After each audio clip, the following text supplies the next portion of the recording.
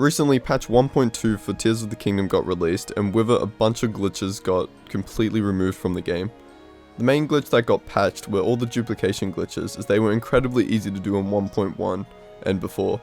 Of course, this is a broken game, so we now already have some new glitches to both duplicate weapons and items, so I'll show you how to do those in today's video. The first thing we're going to be doing is duplicating weapons. So before it was quite simple to do it, this one requires a bit more setup, but still works the same once you get the timing down. You're just going to need to have a shock emitter, and you're going to have to place this shock emitter right inside one of the pedestals here, just like that. So grab the weapon we want to duplicate.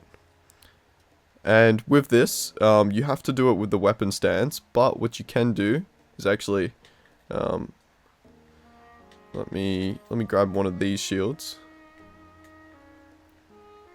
is you can actually fuse a shield to your weapon. You can fuse it to your weapon because over in Tarrey Town, you can talk to the Goron and she will detach the two things, so you'll get both your shield and your weapon back. But pretty much what you're going to do is activate this while it's inside the pedestal there, just like this. So now this part can be a bit tricky to get the timing on, as it's quite precise, but you're basically going to want to walk up, and as you're about to get shocked, you're then going to display it, and if done right, you'll see your weapon will go flying and shield as well, but that doesn't matter. And we'll now have one on the pedestal here, which we've got in our hand right here.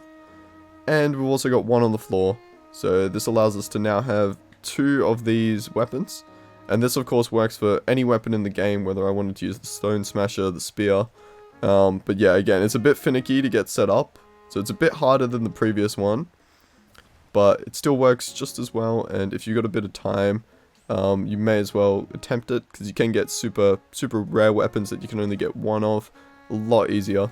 Now that we're in Tarrey Town, we're just going to head over to this Goron sitting on this table here. And if you don't know, what you'll actually do is break apart your weapon and split it into the two parts. Where if you originally were to just do it in your menu, you'd lose what you fused to it. So by only 20 rupees, you can just select the weapon. And 20 rupees to break it apart. And now we've both duplicated our sword and our Hylian shield. So now we will have two of both. So yeah, you can actually fuse whatever you want to these, including even items. But with items, there's actually a much better duplication glitch that involves using a multi-shot bow and an invisible wall. But be warned, it does involve a late game area. So if you are worried about spoilers, maybe skip this part and just stick to using this glitch, but we'll just head over there now. So where we actually are heading for this duplication glitch is down here in Tobio's Hollow, which is just right of the Spring of Courage here, and it's actually a late game area, so I'd recommend finishing the 4 regional phenomenons before coming over here, because there's quite a large story event that happens. But once you've done all that, you actually have unlocked the chasm here, and that's where we're going to be performing the glitch. So we're just going to head straight into the chasm here. So what we're going to do now is just travel down the chasm a little bit until we see a shift in the atmosphere between the top of Hyrule and the depths. That's where we're going to be performing the glitch. So see right here, you can actually see it. If I walk like this, all the smoke and stuff disappears, and then if you walk down a bit, it will actually come back. So around this area here is where you want to stand, and what we're actually just going to do is using a 3-shot or 5-shot bow. Alright, so what we're going to do for the duplication stuff is grab the item we want duplicated. In this case, it'll just be the diamonds. See, I'm starting with 18 here, and all we're going to do is shoot up towards the entrance of the cave, and as you can see there, they're just going to float in the air. And we can do this, I think it's 4 times.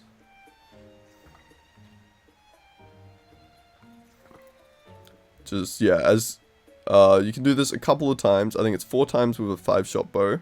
With a 3-shot bow, you'd be able to do it 6 times, because it caps out at 20 items. But all this does is it freezes them mid-air, and we can just come over here and collect them all. And what this has done is it's turned our 1 diamond shot into 3 diamonds. So we gained 7 from that because a few fell down the hill.